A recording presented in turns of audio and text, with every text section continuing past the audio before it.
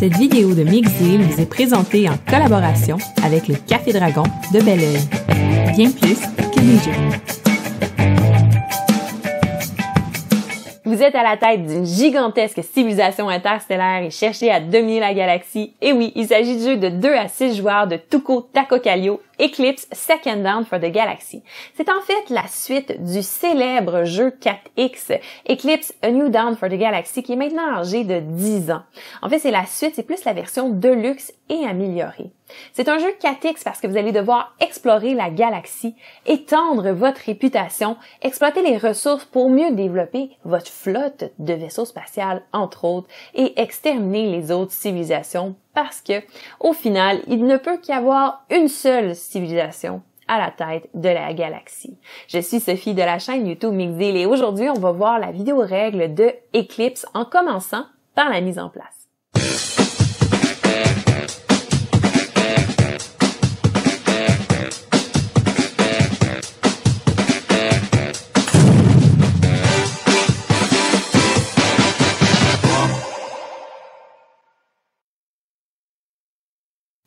On commence tout d'abord par prendre toutes les tuiles technologie et les mettre dans le sac de technologie.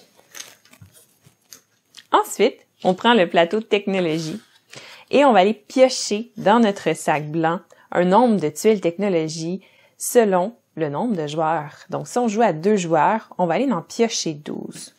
Donc, on pioche les tuiles technologie et on va aller les placer dans le plateau, les technologies, à l'endroit approprié. On voit que il y a des lignes pour chacune des types de technologies, donc militaire, avancé et nano.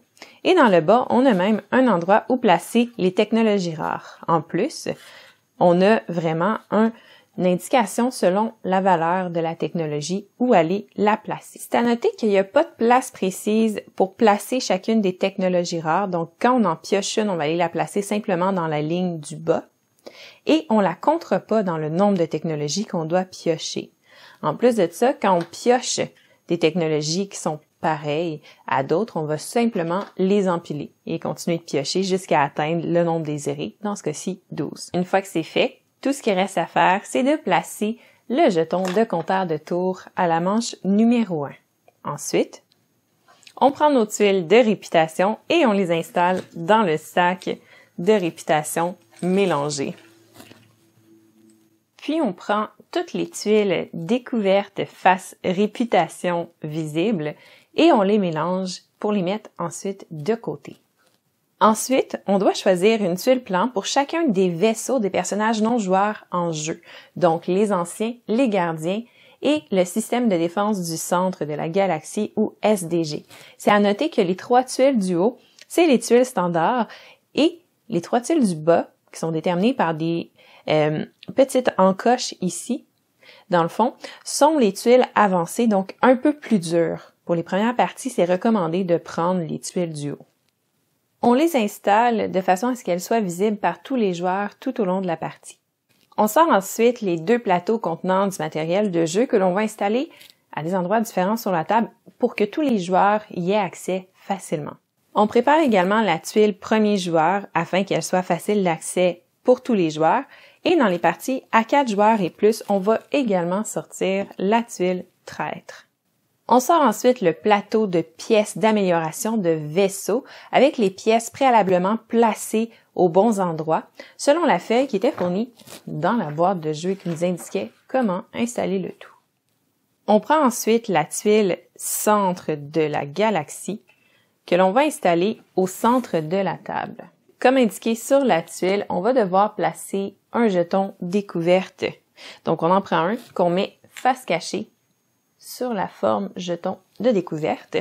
Et on prend le système de défense du centre de la galaxie ou le SDCG et on l'installe par-dessus, comme ceci.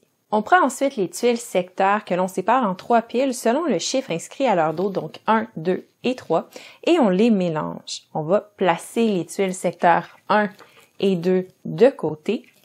Et pour la tuile secteur 3, on va en prendre un certain nombre selon le nombre de joueurs et on va les mettre de côté.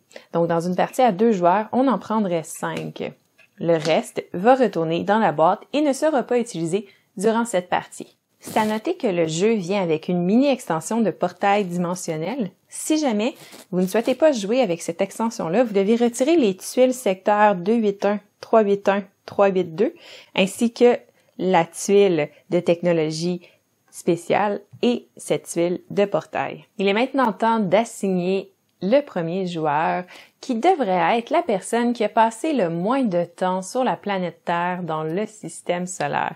Interprétez cette règle comme vous voulez. De notre côté, on l'interprète comme le joueur le plus jeune. Chaque joueur choisit son peuple de départ en commençant par le premier joueur. Pour chaque plateau peuple que vous allez avoir un côté où c'est une race alien qui est plus complète et plus asymétrique et plus complexe à jouer. Et de l'autre côté, vous allez avoir une race terrienne qui est un peu plus facile à jouer, un peu moins complexe et qui est pas asymétrique. Une fois que vous avez choisi votre peuple de départ, vous allez aller chercher le coffret de personnages de la même couleur que le peuple que vous avez sélectionné. Donc, le coffret de joueurs contient une piste pour compter vos ressources et votre production. Et à l'intérieur, on retrouve vos vaisseaux, votre tuile de départ, une tuile aide de jeu, ainsi que les cubes population, vos disques d'influence et vos marqueurs pour pouvoir marquer justement votre production. Vous installez ensuite votre secteur de départ de façon à avoir un espace entre votre secteur de départ et la tuile centrale et en ayant la flèche orientée vers la tuile du centre. Il faut faire attention parce que votre tuile de départ n'est pas la même selon si vous avez choisi la race alien ou terrienne, donc il faut bien choisir le côté à prendre.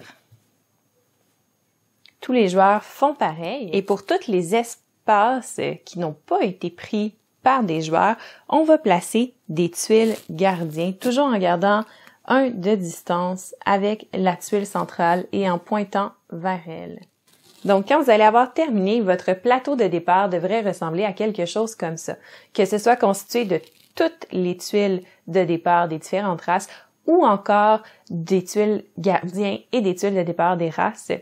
Le plateau ressemble à ça. Ensuite, pour chaque tuile gardien en jeu, on va ajouter un jeton découverte tel que demandé, mais également on voit qu'il y a un signe de vaisseau gardien sur la tuile, donc à ce moment-là, par-dessus, on va ajouter un vaisseau gardien. Ensuite, chaque joueur prend autant de vaisseaux colons qu'indiqués sur leur plateau joueur et les installe au-dessus de leur plateau joueur. De cette façon, vous prenez ensuite tous vos disques influence et vous les installez sur la piste d'influence de votre plateau joueur, de façon à couvrir chacun des espaces. Quand vous allez avoir terminé, il devrait vous rester 3 disques en main. Vous allez les prendre et les remettre dans votre coffret de joueur. Vous n'en aurez pas besoin pour débuter la partie. Chaque joueur va prendre ensuite son plateau et va placer un cube population dans tous les carrés disponibles de façon à donner quelque chose comme ceci. Vous regardez ensuite vos ressources de départ et allez les indiquer avec vos marqueurs sur la piste de ressources comme ceci en faisant attention que la flèche pointe vers l'intérieur. Ensuite, vous allez placer un disque d'influence que vous allez avoir pris de votre piste d'influence au centre de la tuile secteur. Vous allez placer une figurine d'intercepteur. Vous allez également prendre un cube population pour le placer dans les endroits indiqués selon le type de population. Donc, on le prend dans la bonne piste. Et les secteurs qui sont indiqués avec des étoiles, c'est des secteurs avancés. Il faut donc maîtriser cette technologie-là pour les placer. Donc, on les placera pas pour l'instant. En parlant de technologie de départ, la plupart des peuples vont en posséder. Comme dans ce cas-ci, notre peuple possède justement la technologie qui nous permet d'aller placer des cubes population science sur les endroits avancés.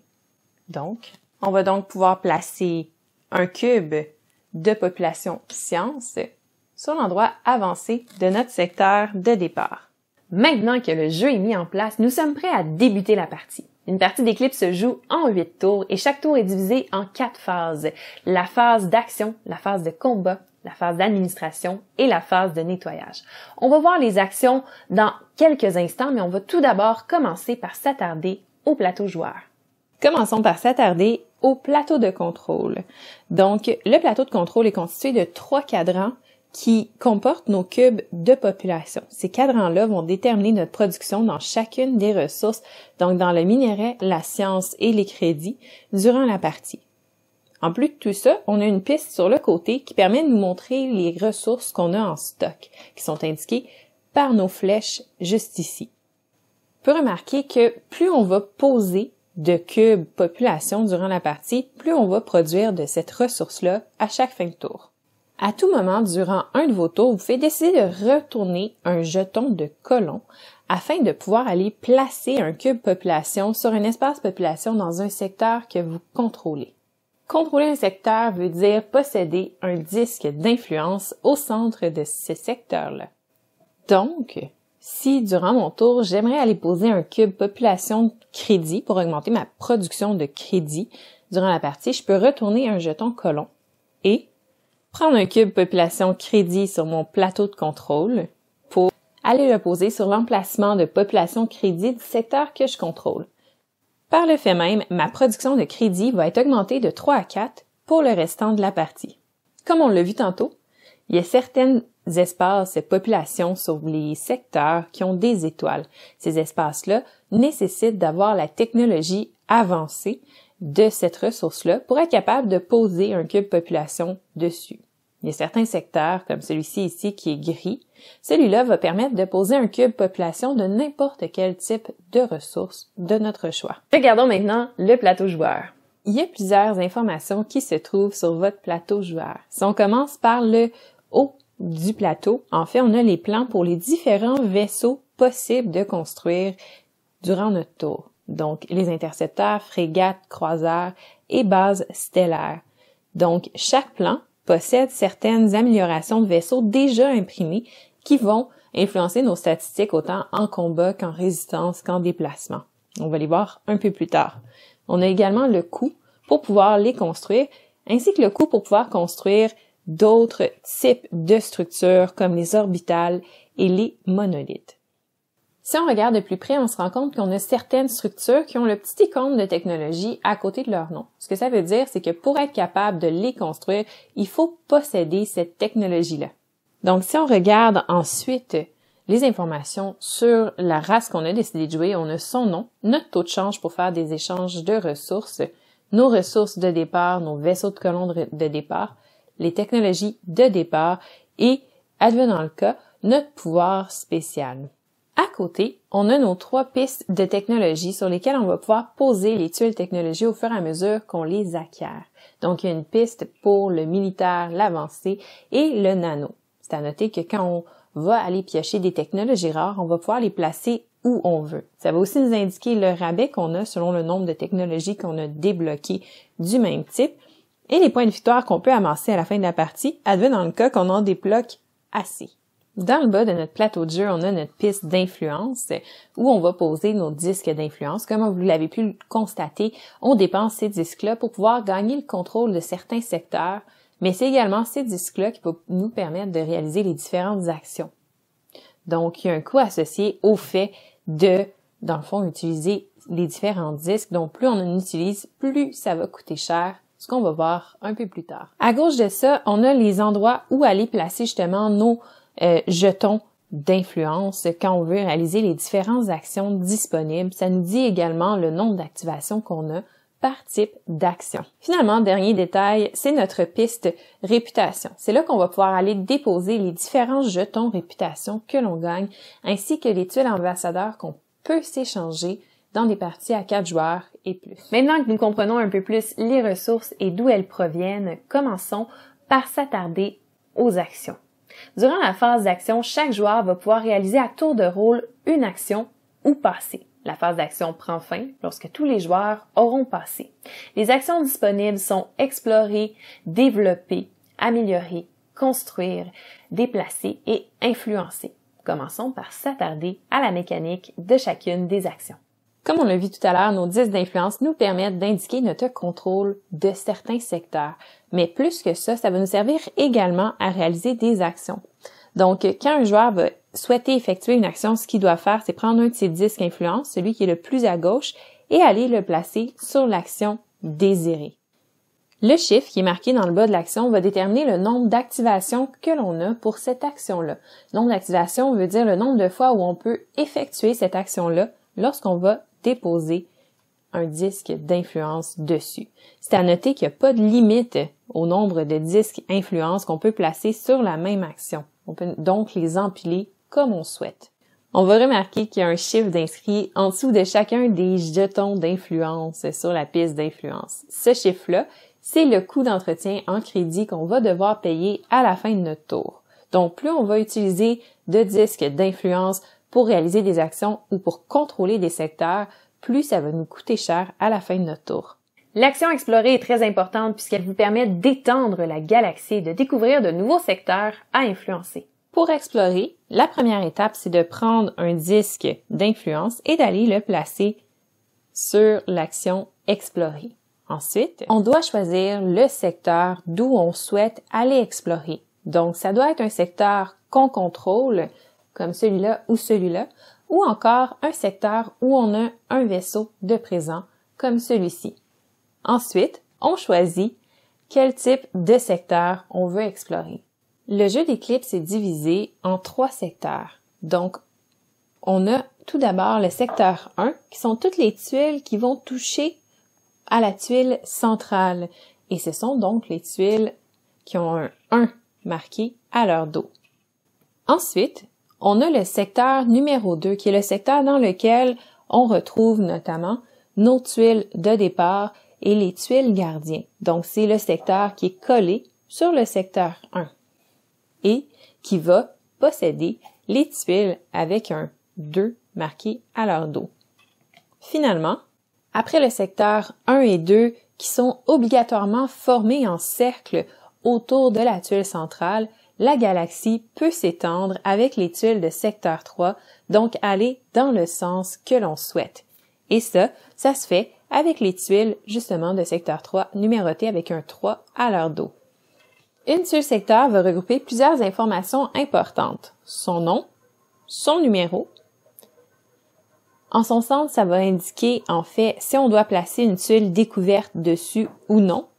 Au centre de ça, on a la place où on va placer un disque d'influence quand on va gagner le contrôle, mais on a également l'indication de s'il y a un vaisseau ancien qui doit être placé lorsqu'on découvre cette tuile-là. On a également les endroits de population, donc celui-là de science qui est normal, et ceux-là qui sont avancés, donc qui nécessitent une technologie pour pouvoir aller déposer nos cubes population. Et enfin, on va retrouver un peu partout des petits demi-cercles comme ça sur notre tuile. Ces demi-cercles-là représentent des trous de verre et c'est ça qui va nous permettre de voyager d'une tuile secteur à un autre. Donc, quand vous souhaitez explorer, première des choses, vous devez décider quel secteur vous voulez explorer. Est-ce le secteur intérieur, intermédiaire ou extérieur? Donc là, je me situe dans le secteur 2 avec ma tuile de départ et j'aimerais explorer là, qui est le secteur extérieur ou le secteur 3. Je vais donc piocher une tuile indiquée 3, la regarder et décider si je souhaite la conserver ou la défausser. Si je la défausse, dans le fond, mon tour s'arrête là. Et si je décide de la conserver, je peux alors la placer. La seule chose qui est importante, je peux la placer dans le sens que je veux. La seule requête, c'est que au moins un trou de verre de la tuile de laquelle je veux explorer soit connecté avec la nouvelle tuile. Donc, je peux la placer comme ça. Donc, elle serait connectée.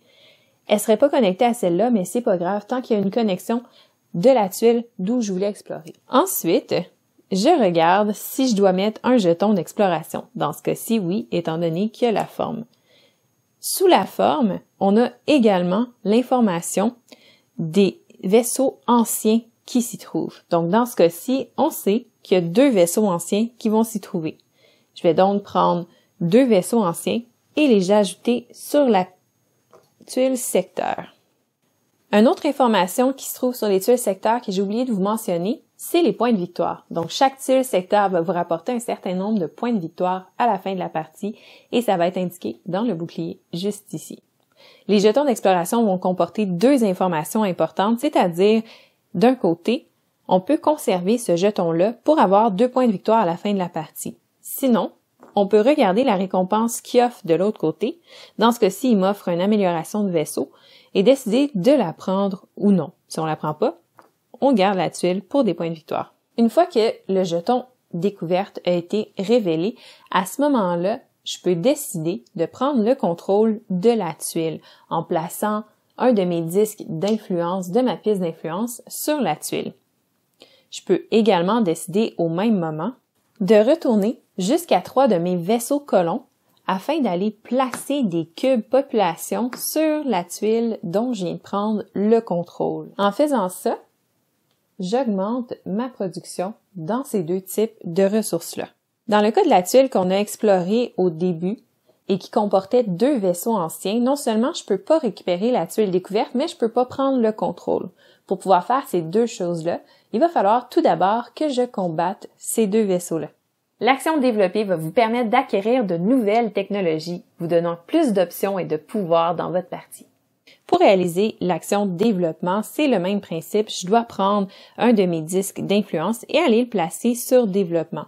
On va remarquer que mon personnage a un petit 2 de marqué en dessous de l'action développement, ce qui veut dire que ça va me permettre de faire 2 fois l'action. Je peux donc regarder dans le plateau de technologie s'il y a une technologie qui m'intéresse. Une technologie va posséder 2 informations importantes, donc va posséder son coût de base et son coût minimum. Pourquoi un coût minimum?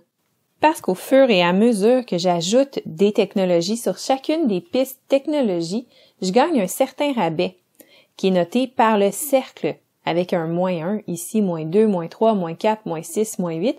Donc plus j'en achète, plus mon rabais est gros. Par contre, il y a toujours un minimum que je dois payer pour chaque pièce de technologie.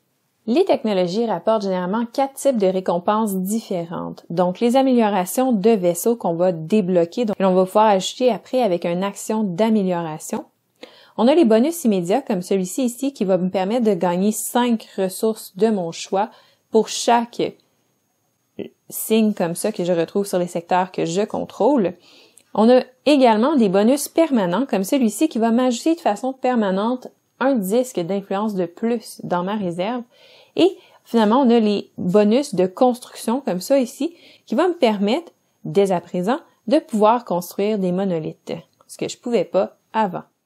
Donc, une fois qu'on a décidé de la technologie qu'on souhaitait prendre, on la met sur la bonne piste technologie. C'est à noter que si vous avez pris une technologie rare, vous pouvez la placer sur la piste que vous souhaitez et appliquer son rabais comme si c'était une technologie du même type. Donc, en l'installant juste ici, j'ai un rabais de 1. La pièce, au lieu de me coûter 8, va donc me coûter 7 sciences. C'est à noter que les races vont généralement commencer avec certaines technologies de départ, comme ici où c'est directement imprimé sur le plateau joueur. Ces technologies-là sont placées là et ne peuvent pas être recouvertes en aucun cas.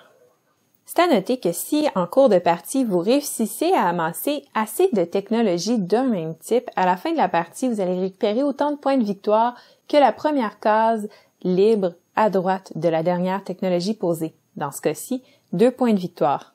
Vous avez un résumé de tous les effets de toutes les technologies disponibles dans le jeu à la dernière page du livre de règles. L'action améliorée permet de modifier les plans de certains vaisseaux afin de les améliorer. L'action amélioration fonctionne du même principe que toutes les autres, donc on prend un disque d'influence de notre piste d'influence et on va le placer sur l'action pour la réaliser. On regarde le chiffre pour savoir le nombre d'activations, donc le nombre de fois qu'on peut faire cette action-là en l'activant. Dans le haut du plateau joueur, on possède un modèle pour chacun de nos vaisseaux avec déjà des pièces d'amélioration d'imprimés dessus.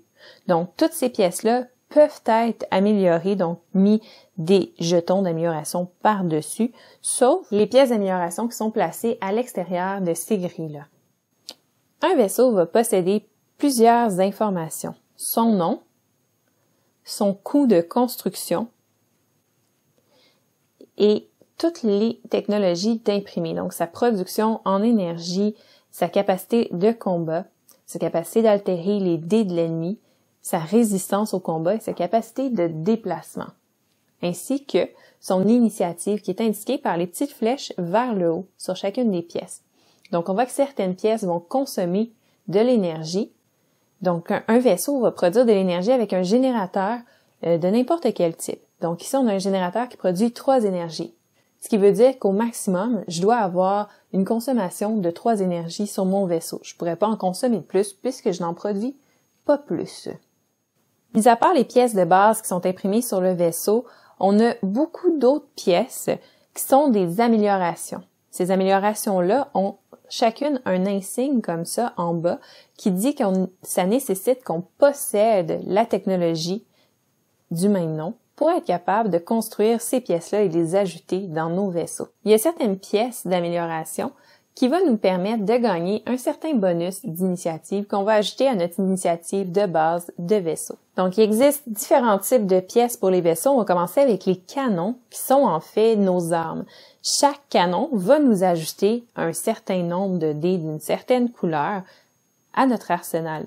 Donc, quand on va tirer avec ce vaisseau-là, on va tirer de tous les dés indiqués sur le vaisseau et de la bonne couleur. Donc, les dés de différentes couleurs ont une force différente. Les ordinateurs vont augmenter notre valeur de dés lorsqu'on va lancer un dé. Les boucliers, quant à eux, vont diminuer la valeur des dés lancés par notre adversaire. La coque va déterminer la résistance de notre vaisseau aux impacts. Les propulseurs vont, quant à eux, déterminer de combien de secteurs un vaisseau est capable de se déplacer avec un seul déplacement. Et les générateurs vont produire de l'énergie. Lorsque vous faites l'action d'amélioration, vous pouvez tout d'abord remettre autant de pièces d'amélioration que vous le souhaitez de vos vaisseaux dans le plateau d'amélioration. Ensuite, vous choisissez n'importe quelle amélioration du plateau et vous l'ajoutez à votre vaisseau. Les seules conditions, c'est de posséder la bonne technologie pour pouvoir l'installer et d'avoir assez d'énergie pour que le vaisseau puisse fournir l'énergie nécessaire à la pièce. C'est à noter que sur notre base stellaire, on a un petit insigne juste ici qui indique qu'on n'a pas le droit de placer de propulseur sur ce vaisseau-là. Donc, c'est un vaisseau qui reste stationnaire. Sur vos 3 autres vaisseaux, ça va être obligatoire d'avoir des propulseurs. L'action de construction permet à votre civilisation de construire des nouveaux vaisseaux et des structures. Même principe que pour les autres actions, l'action de construction nécessite d'amener un disque d'influence sur l'action construction. Le chiffre qui est marqué en dessous de l'action nous indique le nombre de fois qu'on peut le faire par activation. Cette action-là doit être faite dans un secteur sous notre contrôle, donc un secteur qui possède un de nos disques d'influence. Notre plateau joueur contient toutes les structures qu'on peut construire, donc les vaisseaux, les orbitales et les monolithes. C'est à noter que pour les monolithes, les orbitales et la base stellaire, ça va nous prendre la technologie pour pouvoir les construire. Que ce soit pour les vaisseaux ou les structures, le coût pour les construire est indiqué sur le plateau joueur et c'est toujours un coût en minerai. Les orbitales vont permettre d'aller déposer un cube de population, soit de science ou encore de crédit à l'intérieur. Les monolithes, quant à eux, vont vous permettre de récolter 3 points de victoire à la fin de la partie. Que ce soit pour les orbitales ou les monolithes, on peut toujours en avoir seulement que un de chaque dans chaque secteur que l'on contrôle. Se déplacer permet de déplacer les vaisseaux à travers la galaxie. Se déplacer fonctionne exactement de la même façon que les autres actions, donc toujours un disque d'influence que l'on déplace sur l'action désirée. Le chiffre en bas indique le nombre de vaisseaux que l'on peut déplacer. Dans ce cas-ci, on peut faire 2 déplacements avec une action. Il faut tout d'abord regarder sur notre plan de vaisseau de combien de secteurs un vaisseau peut se déplacer par déplacement. Pour l'instant, autant l'intercepteur que la frégate possèdent un seul propulseur nucléaire, donc les deux ne peuvent se déplacer que d'un secteur. Pour se déplacer sur la carte, c'est obligatoire de se déplacer à travers un trou de verre complet, donc qui est relié d'une case à l'autre. Ce qui veut dire que ma frégate qui est ici ne pourrait pas se déplacer sur cette tuile-là, puisque le trou de verre qui est là n'est pas complété de l'autre côté, mais pourrait se déplacer sur celle-ci. Un déplacement là serait complètement impossible étant donné qu'il y a 0 trou de verre, autant d'un bord que de l'autre. Mon intercepteur ici pourrait se déplacer ici, ici, ou encore sur cette tuile ou sur cette tuile, mais pas sur celle-ci parce que, encore une fois, le trou de verre n'est pas complet. C'est à noter qu'il y a une technologie qui s'appelle générateur de trous de verre qui permet de se déplacer à travers les moitiés de trous de verre comme celui-ci, mais comme pour l'instant on la possède pas, c'est les déplacements qui sont légaux. Comme expliqué lors de la mise en place, le jeu possède une extension avec des portails dimensionnels. Ces portails-là rendent toutes les tuiles qui en possèdent un adjacentes une à l'autre. Donc, pour se déplacer, c'est également possible de se déplacer d'un portail à un autre partout sur la carte. C'est à noter que dès qu'un vaisseau ennemi se trouve sur la même tuile qu'un autre vaisseau, à ce moment-là, les deux vaisseaux sont considérés comme engagés ensemble et ne peuvent pas se déplacer. Par contre, si un des deux joueurs a un vaisseau supplémentaire sur la tuile, comme dans ce cas-ci, à ce moment-là, un des deux vaisseaux bleus serait libre de se déplacer puisque seulement un des vaisseaux doit rester engagé avec le joueur jaune. Le système de défense du centre de la galaxie engage automatiquement tous les vaisseaux qui vont entrer sur sa tuile. Influencer permet de prendre le contrôle de secteurs libres ou encore de se retirer de secteurs que l'on contrôle. La dernière action qui reste à couvrir, c'est l'action influencer. Cette action-là fonctionne comme les autres. On va déplacer un jeton d'influence dessus. Son nombre va indiquer le nombre de fois où on peut réaliser l'action. Pour commencer une action d'influence, retournez jusqu'à 2 vaisseaux de colons de côté pour les re-rendre actifs. Ensuite, on peut utiliser un disque d'influence de notre piste d'influence ou encore un disque d'influence d'un secteur que l'on contrôle pour le déplacer et le mettre sur un secteur adjacent à un secteur que l'on contrôle afin d'en prendre le contrôle. C'est à noter que si on choisit d'utiliser un disque qui est déjà présent en jeu plutôt que le prendre sur notre piste d'influence, à ce moment-là, en le retirant, on retire également les cubes population qui étaient présents sur sa tuile. Lorsqu'un cube population revient à nous, on doit le remettre obligatoirement dans la piste à laquelle il appartenait. Donc là, c'est un cube population crédit. Je dois le remettre dans la piste crédit. Je vais la remettre en son centre, ce qu'on appelle le cimetière, et il va être remis sur la piste durant la phase d'administration. C'est à noter que si le cube provenait d'un orbital ou encore d'une planète grise, à ce moment-là, je pourrais remettre le cube à n'importe quelle piste population. L'action influence peut également nous servir à récupérer des jetons d'influence, donc les prendre, et les remettre sur notre piste d'influence, comme ceci.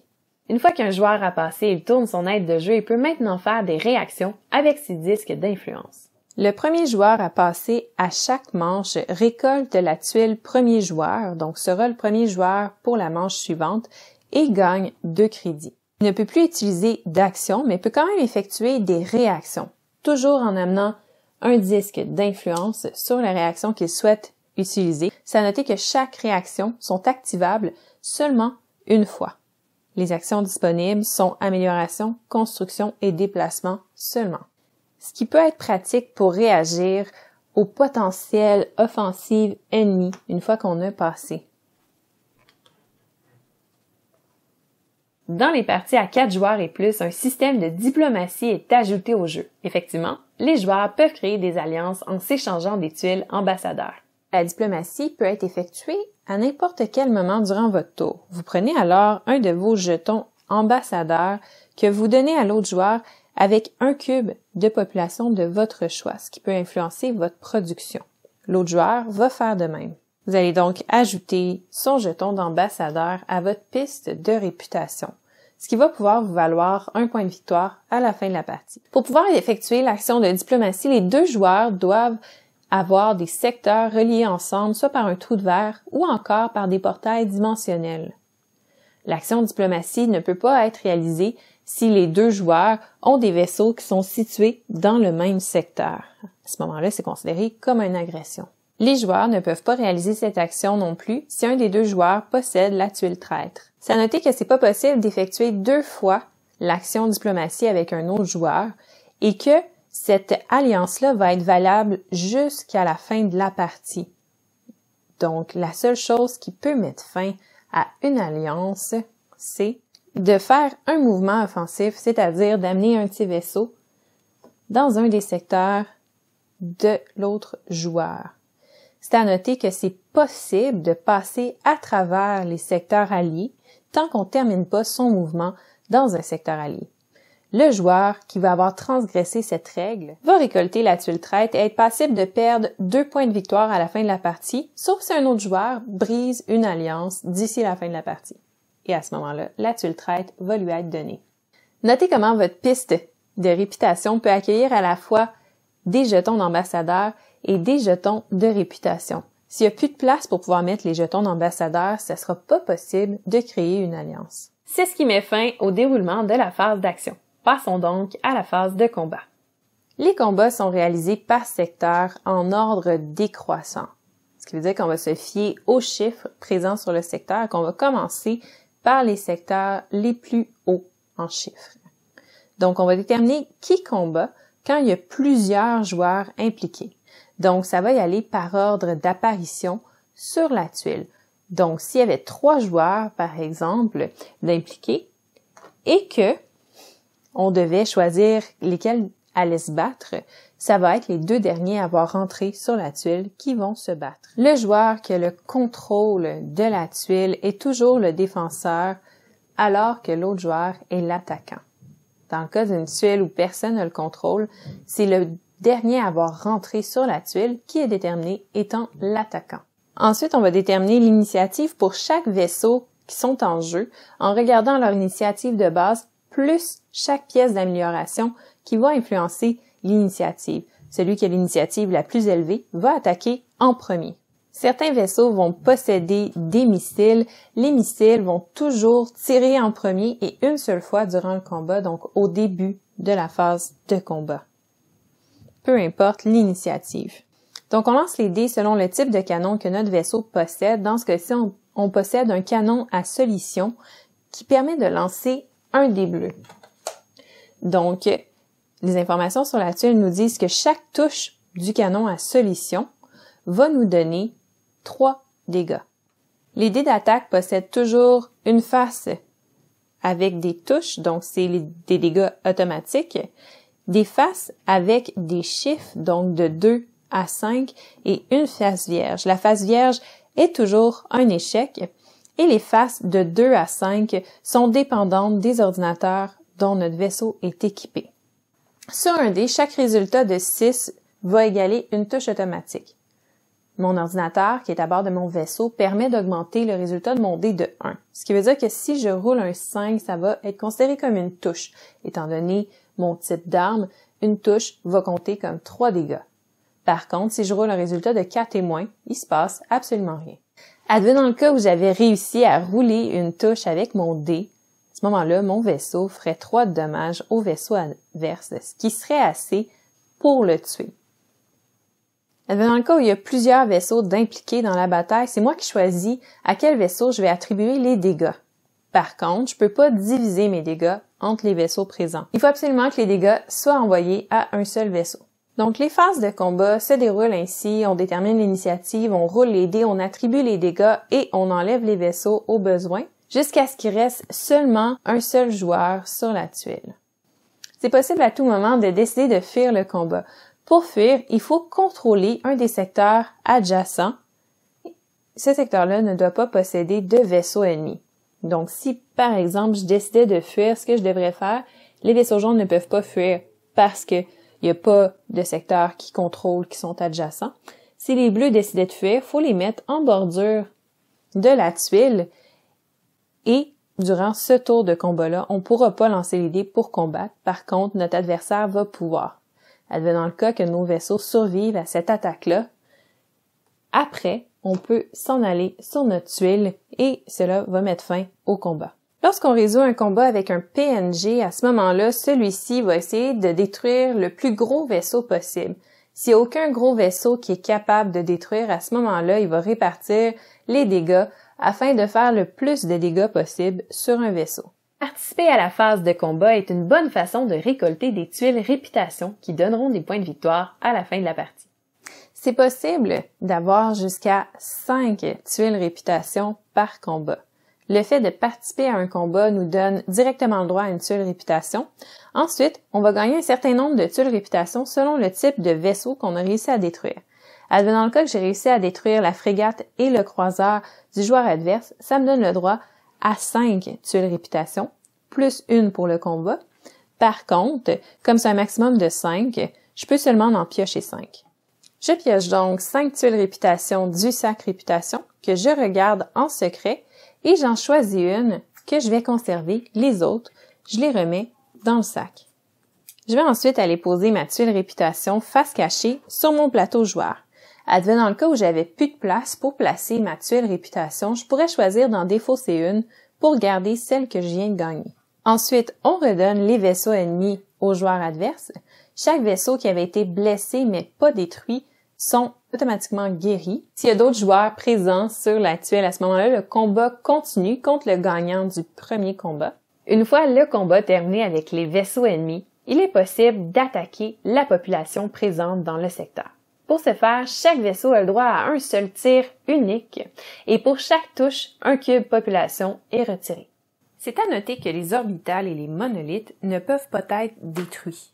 C'est ensuite possible de prendre le contrôle d'un secteur avec vos vaisseaux lorsqu'il n'y a aucun cube population sur les planètes.